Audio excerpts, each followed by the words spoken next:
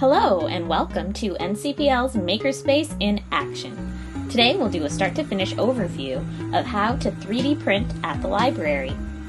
We have 3D printers at the Delhi branch, Port Dover branch, Simcoe branch, and our most recent addition at the Waterford branch. Whichever library branch you're visiting, the first thing you need to do is check out a MakerSpace access badge with your library card. The first time you visit the MakerSpace, you'll need to sign a MakerSpace waiver too. Take the access badge to the MakerSpace and use the details on the back to log into the computer. Next, download your STL file. There are a number of places you might find a file online or platforms you might use to design your own. In Tinkercad, download your own design by clicking it without clicking the Tinker This or Settings buttons. Select Download and choose STL as the format. If you find a 3D model on Thingiverse, look for the Download All Files button.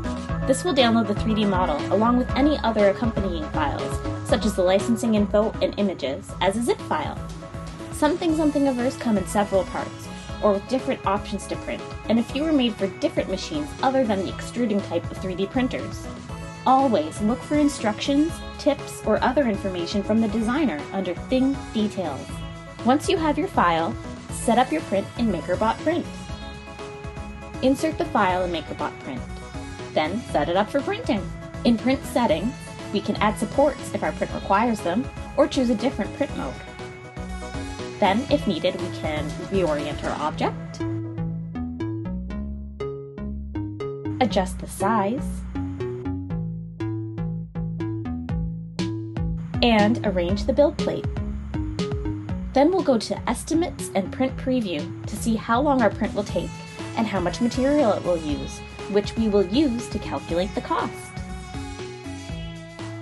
Generating the estimate will also involve figuring out what the printer has to do at each layer to print your object. The preview it shows you in the end will show your object in green and supporting material in orange.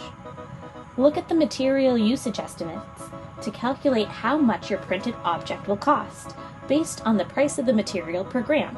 For instance, this example will use 12.91 grams. At 10 cents per gram, that will cost $1.29. With our object set up to print, one last thing we have to do before starting the print is load the filament.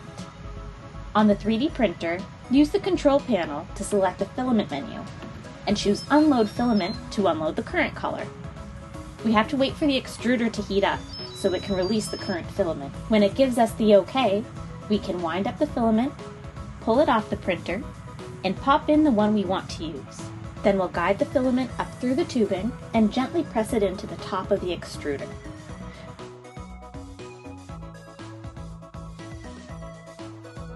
Then we'll choose Load Filament on the control panel and keep pushing the filament in.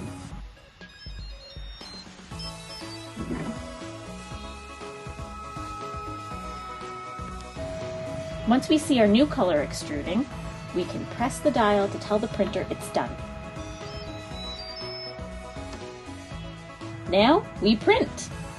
Back on the computer, we'll click the big red Print button.